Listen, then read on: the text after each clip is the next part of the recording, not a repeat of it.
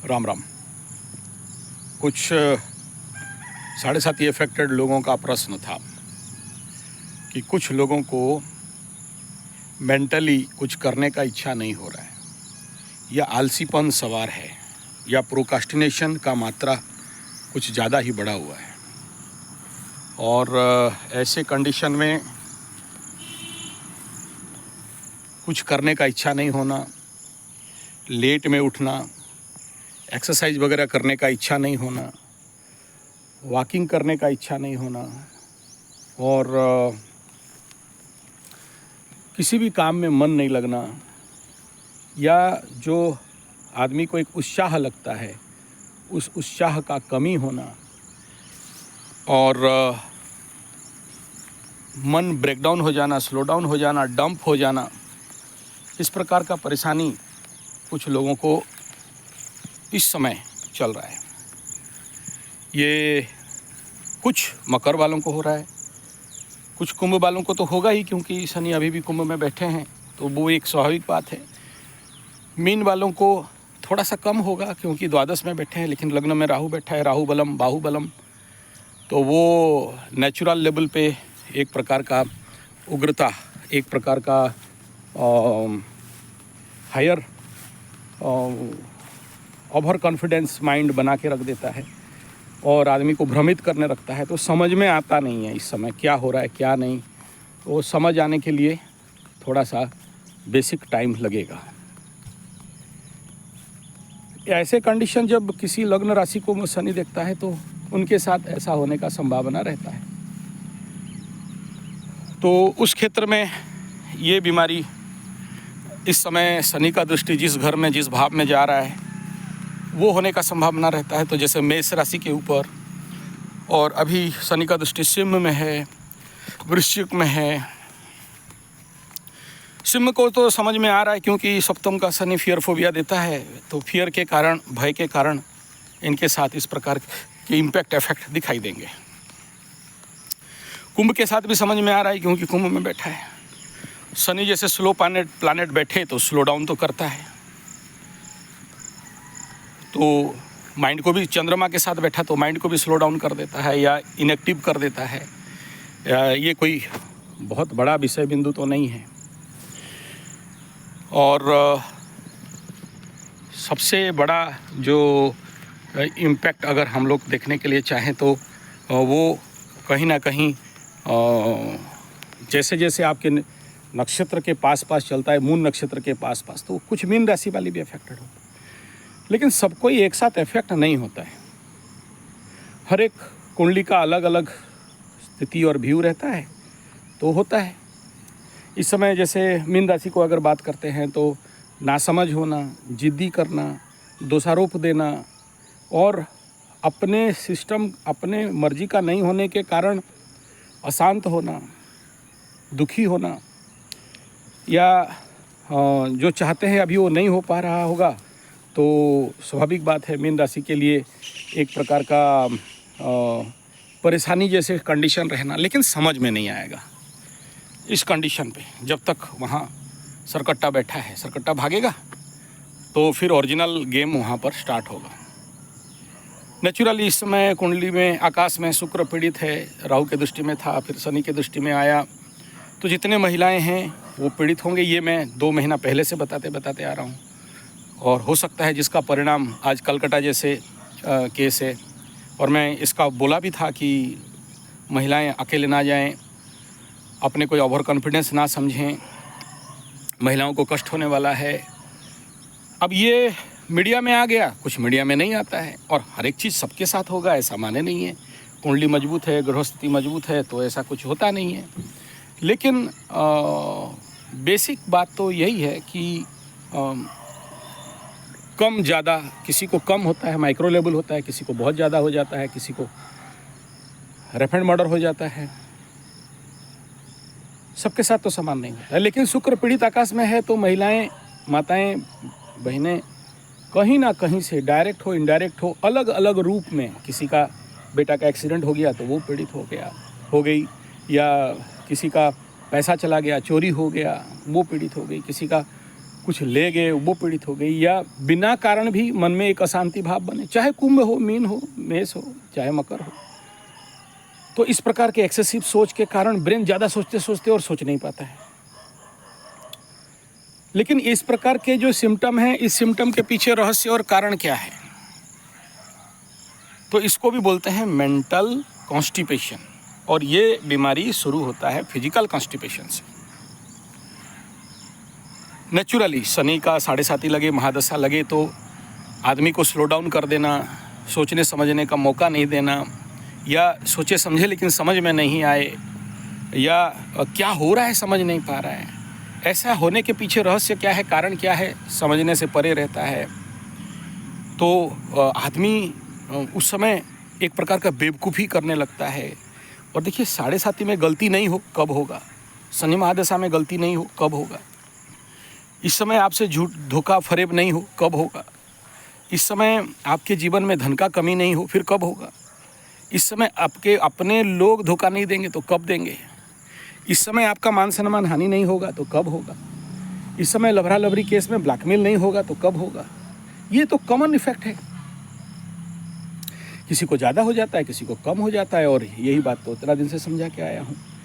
अब इसी को लेकर जब कोई व्यक्ति बहुत ज़्यादा सोचने लगता है या बहुत ज़्यादा इसके ऊपर चिंताग्रस्त होने लगता है, तो फिर ज़िंदगी में प्रॉब्लम आना मानसिक लेवल पे कुछ बढ़ जाता है।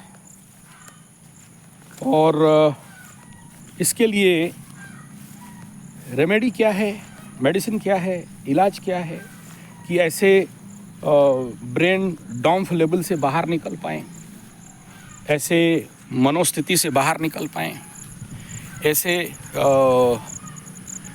मेंटल ट्रॉमा से बाहर निकल पाएँ। बहुत सारे लोग अपना अपना कोर्स चला देते हैं, ये कोर्स कर लीजिएगा तो प्रोक्रास्टिनेशन से बच जाओगे, ये कोर्स चला दोगे तो स्ट्रेस से बच जाओगे, स्ट्रेस मैनेजमेंट कोर्स, ये सब हम लोग बहुत कर चुके हैं। लेकिन प्रैक्टिकलिटी क्या है, जब तक आपके शरीर में सैटर्निक एनर्जी स्टॉक है और वो धीरे धीरे, देखिए किसी किसी का बढ़ते रहता है, किसी किसी का घटते रहता है। जैसे इस समय मकर राशि का सैटर्निक एनर्जी अगर खाली 7.5 है, घटता रहेगा। लेकिन जिन मकर राशि का शनि 7.5 के साथ अगर शनि का महादशा भी है तो उतना जल्दी नहीं घटेगा। और ज़्यादा अगर इस समय कोई भी मकर राशि हो और शनि 7.5 के साथ चंद्रमा का अंतर्दशा, शनि महादशा में चंद्रमा का अंतर्दशा हो तो हो गया, इसे ऑल्टरनेट 7.5 है, क्योंकि चंद्रमा अभी शनि के अंतर्दशा में चल रहा है, तो एक कंजक्शनल कंडीशन तो रहेगा ही। तो ऐसे कंडीशन में इनके साथ वो जो सेम इम्पैक्ट है at the time of Shani 7.5, जो विषयोग बनता है या एक प्रकार का मनोवैज्ञानिक लेवल पे बाधा आना, फ्री ऑफ माइंड नहीं होना, मन खुला खुला नहीं रहना, कहीं खाली जैसे लगना, या कहीं एक रिक्तता लगना, या कहीं एक प्रकार का जो नहीं बोल सकते हो, मतलब मन में ऐसे भावनाएं बिल्डअप हो रहे हैं जो आप प्रकट नहीं कर सकते, समझ नहीं सकते, या आपके समझ से परे है, हो क्या रहा है समझ नहीं आ रहा है, और ऐसा क्यों हो रहा है, इस प्रश्न को भी लेके आप द्वंद्व में पीड़ित रहते हो। तो ये होना स्वाभाविक बात है। अब इसका इलाज 2 प्रकार के हैं। आप इसमें कोई भी इलाज पे चले जाओ। अभी बहुत सारे ज्योतिष बोलेंगे कार्मिक लेवल ठीक करो, अपने चाचा से संबंध ठीक रखो, अपने नौकर से संबंध ठीक रखो। कुछ लोग बोलेंगे नीलम पहनो, घोड़े का नाल छल्ला पहनो, कोई बोलेंगे ताबीज़ पहन लो, कोई बोलेंगे ये ले लो वो ले लो, चलते रहता है। कुछ भी ले लो, कुछ भी कर लो, लेकिन इस प्रकार के मेंटल कॉन्स्टिपेशन से बाहर निकलना इतना आसान खेल नहीं होता है। और सबसे ज़्यादा प्रॉब्लम दोनों महादशा में, शनि के महादशा में भी आदमी को आलसी बनाता है और शुक्र के महादशा में भी आलसी बनाता है। लेकिन डिपेंड अपन कि दोनों कैसे बैठे हैं और इनका स्थिति, इनका जो ग्रह स्थिति क्या है। ग्रह अगर नृत्यरत है, मुदित है, आनंदित है, वो अलग रहेगा। ग्रह अगर पीड़ित अवस्था में है, क्रुद्ध है, या अनेक सारा ग्रह स्थिति है, ऐसे कंडीशन में उसका अलग इफेक्ट आएगा बड़े माइक्रो लेवल पे। चौथा है कि कौन से नक्षत्र में बैठा है और उस नक्षत्र में बैठ के उसको क्या एनर्जी मिल रहा है, क्या ट्रांसफ़र कर रहा है, क्या दे रहा है। जैसे सोचिए कि इस समय आकाश में शनि जिस नक्षत्र में बैठा है और आपके कुंडली का शनि जिस नक्षत्र में बैठा है, अगर वो आपका दिमाग में कामना, उस नक्षत्र का जन नेचुरल एनर्जी है कि कामना वासना दे और आपको कामना वासना परिपूर्ण नहीं हो रहा है, तो क्या करोगे? आपको इस समय प्रेम का आवश्यकता है और प्रेम नहीं मिल रहा है, इस समय पैसा का आवश्यकता है, पैसा नहीं मिल रहा है, इस समय मान सम्मान का आवश्यकता है, मान सम्मान नहीं मिल रहा है, इस समय आपको काम मिलना चाहिए, काम नहीं मिल रहा है, क्या करोगे? ऐसे कंडीशन में जो चाहते हो वो नहीं हो रहा है, अपॉर्चुनिटीज़ नहीं आ रहे हैं, कोशिश करते हो लेकिन आपको आपके ज़िंदगी में उसका इम्पैक्ट इफेक्ट दिख नहीं रहा है। जनरल बात तो यही है कि जब ज़िंदगी में अपॉर्चुनिटीज़ नहीं आए तो और मेहनत करो, लेकिन उस मेहनत करने के लिए जो आपको प्रोत्साहन मिलना चाहिए, एक बूस्टिंग मिलना चाहिए, एक एक्सेलरेशन मिलना चाहिए, वो नहीं मिल रहा है। वो कहाँ से आएगा? और जिसके लिए आप व्यथित हो रहे हो या मानसिक लेवल पे आप कष्ट का अनुभव करते हो और उसके लिए ढेर सारे रेमेडीज़ ढूंढते रहते हो, कुछ पत्थर पहन लें, कोई पूजा करा लें, कोई कार्मिक लेवल चेंजेस कर लें या किसी भी प्रकार के मनोवैज्ञानिक परिवर्तन कर लें, तो भिन्न भिन्न प्रकार के मनोस्थिति और भिन्न भिन्न प्रकार के प्रयास करते हो और रिजल्ट नहीं मिलता।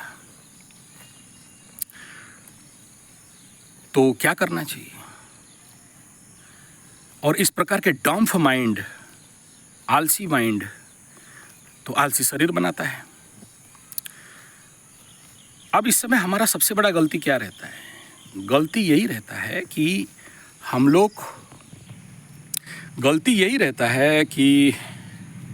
हम लोग इस प्रकार के परिस्थिति को और ज़्यादा बूस्ट कराते हैं अज्ञानता के कारण। और ये बूस्ट इसीलिए, और इस बूस्टिंग के पीछे जो सबसे बड़ा प्राकृतिक रहस्य है वो ये है कि हम लोग इस सिस्टम, इस कंडीशन को नहीं समझ पाना और जितने सारे अप्राकृतिक भोजन को करना, डब्बे बंद भोजन जितना भी आप जानते हो, जिसमें कि प्रिजर्वेटिव्स मिलाए गए हैं। आप कोई भी कोल्ड ड्रिंक्स से लेके, फास्ट फूड से लेके, टमाटो से, केचप से लेके, बिस्किट से लेके, चाय से लेके, जितना सारा जानते हो, और कुछ लोग नशा का भी इस समय सेवन कर लेते हैं कि थोड़ा सा अच्छा लग जाए, निकोटिन, टानिन, काफीन इत्यादि के पीछे पड़ जाते हैं। सांडो, ज़्यादा दौड़ो मत। तो हमारा सांडू बाबा आज जसवाया हुआ है, बड़ा गर्म से दौड़ रहा है। तो ये परिस्थिति से बाहर कैसे निकला जाए? ओहो हो, पूंछ उठा के दौड़ रहे बाबा। ठीक है, तो एक नंबर बिंदु, सबसे पहला, मानसिक कॉन्स्टिपेशन को दूर करने के लिए आवश्यकता होता है शारीरिक कॉन्स्टिपेशन से बाहर निकलना। तो ये बीमारी, जब फिजिकल कॉन्स्टिपेशन होता है, पेट में, आंत में कचरा जमा हो जाता है। आप सोचिए, vinegar, citric acid, vinegar, citric acid वगैरह जिस खाद्य में मिलाया गया है, प्रिजर्वेटिव्स मिलाया गया है, ऐसे कंडीशन में जब आप खाते हो तो बॉडी में भी ऐसे स्लो डाउन हो जाएगा। और जिसका पंचम का शनि हो या एकादश का शनि हो, पंचम स्थान को देखेगा तो स्लो डाउन तो करेगा ही। और अगेंस्ट हाउस है तो और ज़्यादा पेट का इंटेस्टिनल सिस्टम को स्लो डाउन कर देता है। जब स्लो डाउन करता है तो नेचुरली बॉडी में बाकी सारे सिस्टम भी स्लो डाउन हो जाते हैं। और इस समय मन भी नहीं करता है कि चलो कोई स्पा में जाएं या नेचुरोपैथी में जाएं या आयुर्वेद में जाएं या सुबह त्रिफला खाएं या सुबह गुनगुना नींबू पानी के साथ हनी पिएं। देखिए, सारा खेल जो बोलते हैं ना कि माइंड में काम में नहीं आ रहा है, पूरा माइंड का दारोमदार आंत के साथ और अन्न के साथ रिलेशन रखता है। इंटेस्टाइन क्लीनिंग जब तक आप नहीं करते हो, पेट का सफाई जब तक आप नहीं करते हो, और ये कॉन्स्टिपेशनल कंडीशन आपके ज़िंदगी के साथ है, तो समझ जाना कि आपका बॉडी को और ज़्यादा स्लो डाउन कराएगा, और ज़्यादा स्लो डाउन कराएगा, आलसीपना को बढ़ाएगा, काम करने का रुचि नहीं होगा, इच्छा नहीं होगा, जिसके कारण क्या करोगे कि पड़े रहने का इच्छा रहेगा, उठने का इच्छा नहीं रहेगा, काम करने का इच्छा नहीं रहेगा, मेहनत करने का इच्छा नहीं रहेगा, मन कहीं ना कहीं मरा मरा सा लगने लगेगा आपको। मतलब एक्टिव होना ये नहीं होगा, और जब ये एक्टिव होना नहीं होता है तो आप इनएक्टिव होने लगते हो, और इसका मात्रा इतना बढ़ता है कि चलो कौन एक्सरसाइज करेगा, कौन वॉकिंग में जाएगा, कौन बाहर जाएगा, कौन सूर्य किरण में बैठेगा, कौन गाय के पास जाएगा, कौन पेड़ों में और जंगलों में घूमेगा। छोड़ो, ज़रूरत नहीं है, हटाओ। क्या होगा, ज़िंदगी बेकार हो गया, बस ख़त्म है शायद, और कुछ मेरे साथ नहीं होगा, ये ज्योतिष विज्ञान बेकार है। इस प्रकार के आंतरिक दोषारोपण बढ़ने लगता है, और ये आंतरिक दोषारोपण आपका माइंड को और ज़्यादा नेगेटिव फीडिंग करने लग जाता है, और जो फीडिंग के कारण जो परिणाम, नेगेटिव फीडिंग का परिणाम है, वो कहीं ना कहीं आपके मनोस्थिति को और ज़्यादा नेगेटिव में ढकेलता है। एक गहरा खाई में आपको गिर जाना पड़ता है, और फिर मन बोलता है कि और शायद यहाँ से कभी नहीं निकल पाओगे, और शायद अच्छा नहीं होगा। जब ये बोलने लगते हो तो आपका माइंड, आपका सबकॉन्शियस इसको होल्ड डाउन कर देता है, और आपकी समस्याएं ज्यों का त्यों रहते हैं, और इधर आपका फीडिंग, आपका फूडिंग और आपके इनएक्टिव होने का परिस्थिति में ये ज़्यादा से ज़्यादा गहरा समस्या आपके मानसिक स्थिति में, मनोवैज्ञानिक स्थिति में बढ़ने लगता है। तो इसका प्रैक्टिकल रेमेडी सबसे पहला ये है कि कोशिश ये करें कि आपको भोजन सुधार करना चाहिए। 1 नंबर भोजन सुधार ही सभी समझ, जैसे खाओगे अन्न ऐसा बनेगा मन, बार बार बोला हूँ। दूसरा है जल, क्योंकि चंद्रमा माने मन, जल, और ये जो जल है, ये जो पानी है, सभी रोगों का कारण है। पानी गलत पीते हो तो याद रखना, बीमारी से, रोग से, मानसिक रोग से कोई नहीं बचा सकता। और कई बार इसके ऊपर मैं वीडियो दिया हूँ। स्पिरिचुअल वाटर, तांबे का घड़े में, मिट्टी के घड़े में का बेल का पत्ता, तुलसी का पत्ता और रुद्राक्ष, सफ़ेद चंदन, इन सब को डाल के उसको रखना है, ये पानी पीना है। इसको बोलते हैं स्पिरिचुअल वाटर। और जब वो पानी पीते हो तो हनुमान चालीसा, सुंदराकांड, या जो भी आपका पाठ है पकड़ लो, आप पाठ करते हो, चंडी पाठ, आप सप्तशती चंडी रेगुलर प्रैक्टिशनर हो, या माँ काली का कवच किलक अर्गल का प्रैक्टिशनर हो, या ललिता हृदय का प्रैक्टिशनर हो, या विष्णु सहस्त्रनाम का प्रैक्टिशनर हो, ऐसे अगर आप you are the best practitioner हो, इतना सारा पुराना हो गया है, तो मंत्र चार्जित जल का पान करना। अच्छा, आयुर्वेद एंड नेचुरोपैथी में बोलते हैं अल्काली वाटर पीना। तो जैसे कोई कांच का बोतल ले लीजिए, पहले मिट्टी का घड़ा में पानी रखिए, फिर मिट्टी का घड़े से अगर तांबे का घड़ा है तो उसमें रखिए, चेंज करिए पानी को, या फिर मिट्टी के घड़ा में कुछ तांबे का क्वांटिटी वाइज अगर 10 लीटर का है तो उसमें कम से कम 500 ग्राम का तांबे का मेटल उसमें होना चाहिए। उस पानी को निकाल के कांच में रखिए, कांच के जार में, उसमें जितना हो सके जो अल्काली बिल्डअप करने के लिए, जैसे खीरा, गाजर, ककड़ी। अच्छा, ये भी बाज़ार से लेने जाओ और उसमें यूरिया, फॉस्फेट, ग्रोमोर, नाइट्रेट, टिकटोडी, टिगामैक्सिन मिला हुआ है, इफेक्टिव नहीं रहता है। अगर आपके पास किचन गार्डन है या ऑर्गेनिक प्रोडक्ट मिलता है तो वो 100% ठीक है। नहीं है तो जो भी जहर खाने का आदत हो चुका है, जहरीले प्राणी हो चुके हैं, जैसे खाओगे, जहर खाओगे तो मन कहाँ से अमृत हो जाएगा।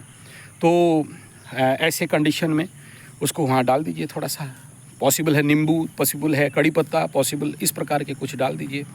उस पानी को डायरेक्ट नहीं पीना है, उसके साथ फिर एडिशन करना है। यानी पहला ट्रीटमेंट क्या है? पानी, जल, जल चंद्रमा, जल मन।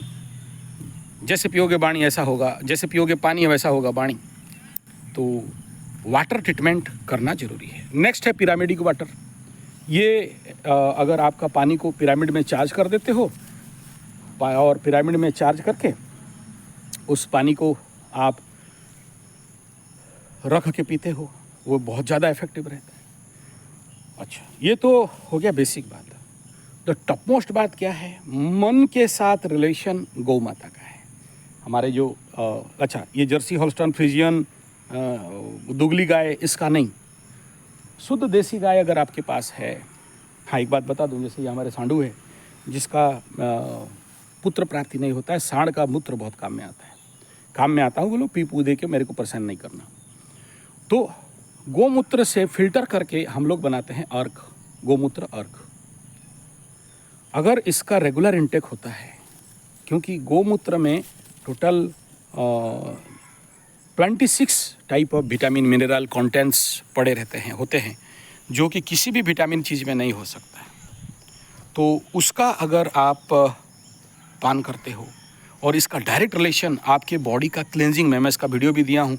गोमूत्र खाली पानी में आप कचड़ा डाल दो और उसमें गोमूत्र डाल दो तो साफ़ हो जाता है, तो उसका एक्सीडेंट एजेंट है। तो और तीसरा ये है कि सात्विक है, गोमये बसते लक्ष्मी गोमूत्रेश्च गंगा, गोमूत्र को गंगा जल बताया गया है।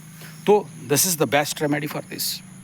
अनदर पार्ट, दूसरा बिंदु ये है कि ऐसे गोमूत्र के अल्कली वाटर, तांबे का पानी, घड़ा का पानी, मिट्टी का घड़ा का पानी, क्योंकि ज़्यादा ऑक्सीजन कंटेंट करता है, तो ये ऐसे कंडीशन पे आपके इस प्रकार की मनोस्थिति को ठीक करता है। नेक्स्ट है आपके दिनचर्या। शनि के महादशा 7.5 में रात्रि बलि शनि ग्रह होता है और रात को आपको जल्दी सोने नहीं देता है, यानी रात को आपको कुछ ज़्यादा ही काम करवाता है, या बिना फालतू का बहुत देर तक मोबाइल देखना, टीवी देखना, या नेट ब्राउजिंग करते रहना, या फेसबुक में चैटिंग करते रहना, या बिना कुछ कारण भी बैठे हो, रात को नींद नहीं हो रहा है। जल्दी सो जाओगे तो जल्दी जगोगे, लेकिन अगर जल्दी सोना नहीं है तो जल्दी जागना भी नहीं है। तो जल्दी सोने के लिए आवश्यकता क्या है कि हाँ बेटा, ओ लो लो लो लो सांडो, हाँ, तो जल्दी सोने के लिए, जागने के लिए आपको आपके जीवन के दिनचर्या को परिवर्तन करना पड़ेगा। यानी 7-8 बजे तक सो जाओ तो नेचुरली सुबह जल्दी उठोगे। सुबह जल्दी उठोगे तो सविता, सूर्य, नवग्रह का राजा भगवान आकर्षणेन रजसा वर्तमान निवेशन मर्तमर्तंज हिरणमयेन सविता रथेन, ऐसे भगवान सविता देवता सूर्य भगवान का सुबह सुबह जलदान, सूर्य नमस्कार, सूर्य का दर्शन। जहाँ सूर्य का अर्ली मॉर्निंग सूर्य का किरण बॉडी में अगर नहीं पड़ रहा है तो लिख लो कि चंद्रमा आपका अमावस्या का चंद्रमा हो गया, बॉडी का, मैं आकाश का नहीं बोल रहा हूँ। आपके शरीर का जो चंद्रमा है वो अमावास का चंद्रमा बना, और अमावास का चंद्रमा बना तो उमास अतिथि रह जाता जो कन्या कर्मो विपाक होतांग करो, यानी उमास में जिसका जन्म हुआ है उसका कर्म विपाक है, बेटा गया काम से। कैसे बचोगे भाई? सूर्य का किरण में सुबह का अर्ली इन द मॉर्निंग, सुबह 5 बजे से लेके 7 बजे तक का सूर्य किरण, सूर्य में घूमना, ऑक्सीजन का मजा लेना, झाड़ झुंकड़, जंगल, नीम, और सबसे ज़्यादा इसमें नीम, क्योंकि शनि का पेड़ नीम है, और नीम का पेड़ के पीछे घूमना, उसका मजा लेना, शुद्ध ऑक्सीजन को पीना, वॉकिंग करना। हम तो गाय चराने आते हैं तो हो जाता है, पूरा मैदान में घूमते रहते हैं यहाँ से वहाँ तक। सुबह का टाइम मेरा गौ माता का सेवा में चलता है, और शाम को भी वो तो रहता ही है। और गाय के साथ कुछ समय देना। ये तो गोचर, तो गाय को चराओ, गौचर ठीक है। गौचर नहीं करोगे तो फिर आपका गोचर कहाँ से सपोर्ट करेगा? और मैं बोला हूँ बहुत सारे लोग, बड़े बड़े लोगों को देखा हूँ जिसका कुंडली बड़ा भयंकर है, गौ माता का सेवा करके बच जाते हैं। गौ माता का पास खड़ा होके गौ का परिक्रमा करके, क्योंकि गौ का परिक्रमा से आपका आभा मंडल बहुत ज़्यादा बढ़ता है। तो ये जैसे नेचुरल बात है। आप लोग शहर में रहते हैं, गुरुजी कहाँ से करें? कोई बात नहीं। अब बोलो कि गुरुजी एक लाइन पे बता दो, एक ही लाइन का है कि एनिमा लो, पेट साफ करो, पेट सफाई के लिए भोजन करो, छिलकेदार भोजन करो, और फाइबर फूड भोजन करो। अगर पॉसिबल अग्निहोत्र करना है तो भाई 100% रिजल्ट है। बलि वैश्य का भोजन करिए, बिना बलि वैश्य में भोजन मत करिए, यानी अग्नि को 5 बार जिमा के आपको खाना है। तो water therapy, food therapy, correction in food, correction in water, correction in your general life practice, यानी आपके जीवनचर्या को आपके जो दिनचर्या है उसमें परिवर्तन करना। इसमें आयुर्वेद में सबसे ज़्यादा काम, अगर आगे तो हम लोग वैद्य लोग नाड़ी पकड़ के त्रिफला बनाते थे। औषधि, कोई भी औषधि बनाते थे, उग्र नाड़ी से लेके सौम्य नाड़ी से लेके बहुत कुछ देखना पड़ता है। अभी तो चाबर और गधानाथ और लाल बाबा काला दाढ़ी, ऐसे बाबा लोग अपना मनमर्जी मशीन में बना देते हैं दवाई। ना पूजा करते हैं, ना पाठ करते हैं, ना नक्षत्र देखते हैं। ट्रक से आया माल गिरा दिया, प्रोडक्शन कर दिया। आयुर्वेद ऐसे में फेल्योर हो जाता है, जिसके लिए जैसे आज ज्योतिष बदनाम है ऐसे आयुर्वेद भी बदनाम है। और क्या करें, इंटरनेशनल मार्केट ऐसा कर दिया है कि इंटरनेशनल बड़े बड़े कंपनी, ज्योतिष कंपनी, आयुर्वेद कंपनी ऐसे कर दिए हैं कि वैद्य अगर इनको नहीं पकड़ के चलता है तो फेल खा जाता है। पैसा नहीं कमा सकता, भूखे मारेगा, फटा टूटा पहन के घूमेगा। बहुत बड़ा नामी वैद्य है, लेकिन क्या करें। तो ये सारा षड्यंत्र है। उसमें चलो देश इंटरनेशनल नेशनल वाला बात है, उसमें प्रॉब्लम नहीं है। फिर भी आज के डेट में भी हम लोग कई प्रकार के औषधि खुद बनाते रहते हैं। ऐसे अगर सही पेशेंट मिल जाए तो, लेकिन पेशेंट को भी इम्पेशेंट है, उसको जल्दी जल्दी ठीक कर दो। लेट हुआ तो किस बात का वैद्य है, किस बात का ज्योतिषी है, जल्दी नहीं कर पाता है। तो अपना अपना समय स्थिति काल खंड खेल है। लेकिन यहाँ पर इतना ही मैं कहूँगा कि ये जो मनोस्थिति है इतना जल्दी सुधरता नहीं। और वो लोग तो कभी सुधरना बहुत मुश्किल है जो लोग इस समय अपना पुराना लभरा लभरी, लड़का लड़की, उसका चिंता में पड़े हुए हैं, या उसका भावना में पड़े हुए हैं, या क्यों भाग गई, एक बार मिल जाती तो अच्छा होता, एक बार देख दे तो अच्छा होता, चलो ठीक है, 7.5 में धोखा दे दी, 7.5 में मेरा फटा के फूल बना दी, लेकिन फिर भी तो। और ये बीमारी मकरों का ज़्यादा होता है। दिल खुश दिमाग खराब वाले होते हैं ना। बाकी ये जो मेंटल कॉन्स्टिपेशन है, एक चिंता में बार बार पड़े हो, कोल्हू का बेल घूम रहा है, जिसके कारण और प्रकार के मनोवैज्ञानिक रोगों को जिंदगी में खड़ा करने के लिए बुलावा दे देते हो, तो परेशानी है। और इन सब के बाद, जैसे कि इन सब के कारण कई प्रकार के रोग आते हैं जो डॉक्टर पकड़ नहीं पाता है कि ये रोग क्यों है, ये बीमारी क्यों है। इधर जल रहा है, इधर दर्द हो रहा है, सर कुछ भारी लग रहा है, उठने का इच्छा नहीं हो रहा है, पड़े हुए हैं, चलो ठीक है। इस प्रकार के बहाना बीमारी जिसको बोलते हैं, याद रखना ये मनोजनित, it is not that psychosomatic, psychedelic, psychological या साइको बीमारी, ऐसा मैं नहीं कह रहा हूँ। काउंसलिंग कर दो, ऐसा कोई काम नहीं है। दवाई खा लो, कोई काम का नहीं है। इसका भी इलाज इतना ही है कि बाहर घूमोगे, धूप में रहोगे, पेड़ पौधों का छाया में रहोगे, नेचुरल प्राकृतिक पर्यावरण में जाओगे। और सबसे बड़ा इलाज तो ये गौ माता, कुत्ता बाबा से नहीं, कुत्ती माती से नहीं, वो तो राहु केतु का कारक है। लेकिन ये शुक्र और गुरु बृहस्पति, इसको अगर लिंक बनाओगे ज्योतिष में तो शुक्र शनि और गुरु से लिंक बनता है। मीन राशि के शनि के नक्षत्र में जाओगे तो पशु गौ माता मिलेगी, गाय मिलेगी। तो ऐसे और भी नक्षत्रों के अंदर अगर डीप अध्ययन करोगे तो कहीं ना कहीं से गाय ही आएगी। और गाय के अंदर ऐसे ही 33 कोटि देवता हैं। प्रैक्टिकली वैज्ञानिक लोग प्रमाण कर दिए हैं कि गाय का अगर परिक्रमा करते हो तो आपके आभा मंडल, आपका ऑरा, कितना भी जादू टोना भूत प्रेत पिशाच वाला हो, साफ हो जाता है। कितना भी आपका ऑरा में शनि के कारण, राहु के कारण नेगेटिव एनर्जी भरा पड़ा है, गौ माता सोख लेती है, खींच लेती है। और गोग्रास गाय के मुंह में देखिए काला काला है, गाय का थूथनी में, तो बोलते हैं राहु बैठा है, गाय को खिला दिया तो राहु शांत हो गया।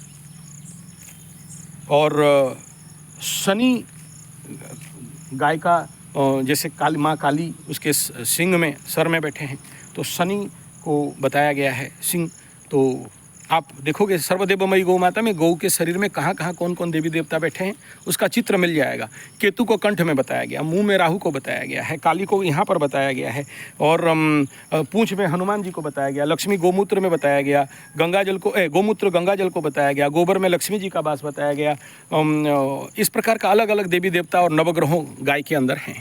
यानी गाय का पूजा कर देना, नवग्रह का पूजा कर देना, गाय को शांति कर देना, नवग्रह का शांति कर देना, गाय को दान दक्षिणा करके खिला देना और आपका नवग्रह का समस्या समाधान हो गया। इसीलिए हमारे एंशिएंट कल्चर में गौ माता को सबसे ज़्यादा महत्व दिया गया है। कृष्ण भगवान भी आए तो गौ माता का सेवा यत्न करने लगे। तो आप बोलोगे हम शहर में रहते हैं गुरुजी, ये सब होगा नहीं। कोई बात नहीं है, कोई बात नहीं। एटलीस्ट अगर आपके पास कुछ नहीं होता है, एक गाय का एडॉप्शन कर लो। बोले वो पैसा वैसा आप चांदा उंदा का चक्कर सोचा शायद बोल रहे हो। ना ना ना, मेरे पास बहुत है। गाय का फोटो ले लो, सर्वदेवमयी गौ माता का फोटो ले लो, उतना में भी भक्ति कर लो। गौ एक सत्ता है, केवल जीव नहीं है, एक प्राणी नहीं है। और जो भी पॉसिबल है गौ का प्रोडक्ट, जैसे गोबर का सूखा कंडा, उपला भी ले आओ। नहीं मिलता मेरे को बोलना, कोशिश करूंगा, थोड़ा ज़्यादा पैसा लगेगा, उसके कोरियर आजकल रेट बढ़ गया है। तो गौ का कंडा भी घर में उपला भी जला लो। वो धूम्र जब से लेते हो, अग्निहोत्र बोलते हैं ना, तो धुआं के माध्यम से अंदर में लेते हो। गौ का उपला, गुगुल, झूना, कपूर, ये सब जला के और अग्नि हवन सामग्री समिधा जला के वो भी धूम्र लेते हो, तो भी आपके मनोस्थिति में परिवर्तन आता है। नेक्स्ट है, अगर आपके घर में वास्तु का कोई ऐसा जगह एक्टिवेटेड है, लोगों को पता नहीं चलता है। सोचो, ये सब कोई प्रॉब्लम नहीं है, मैं जितना सब गिनाया सब आप अच्छे हो, ओके हो, बढ़िया मानते हो, लेकिन घर में ऐसे कुछ पॉइंट हैं, मैं आपको समझाने के लिए बोल रहा हूँ, एग्जैक्ट पॉइंट लोग की बात नहीं बोल रहा हूँ।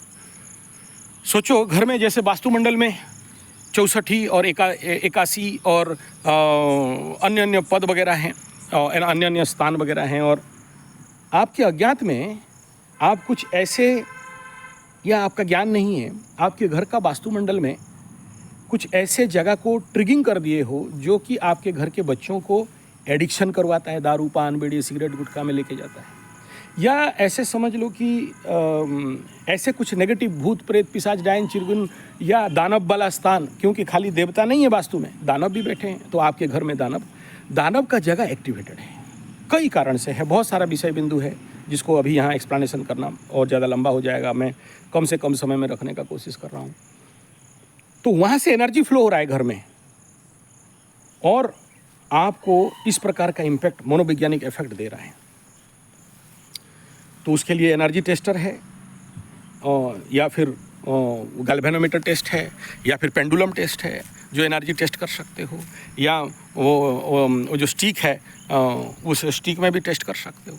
तो इस प्रकार का टेस्ट करवा लीजिए, ताकि आपके नेगेटिव एनर्जी, नेगेटिव ऊर्जा अगर घर में बढ़ा हुआ है, जिसके कारण आप परेशान हो और आपको पता नहीं है और आप उस समस्या में जूझ रहे हो, और सारे ठीक है, ये सब मैं जो बोला सब ठीक करते हो, बहुत सारे लोग ठीक करते हैं मेरे से सुनते सुनते, लेकिन वो वास्तुमंडल में प्रॉब्लम बना बैठा है। तो ऐसे कंडीशन में आपको उसके ऊपर भी थोड़ा सा फोकस और ध्यान लगा के उसको ठीक करना पड़ेगा। तो उसके लिए घर में अग्निहोत्र करना, बलि वैश्य करना, गोबर का उपला का धुआं इत्यादि देना, ये तो क्या बोलते हैं, रेमेडी है, लेकिन प्रैक्टिकल तो यही है कि correct your vastu in right manner and right way, technically, तब जाके यहाँ से मुक्ति मिल सकता है। धन्यवाद, नमस्कार।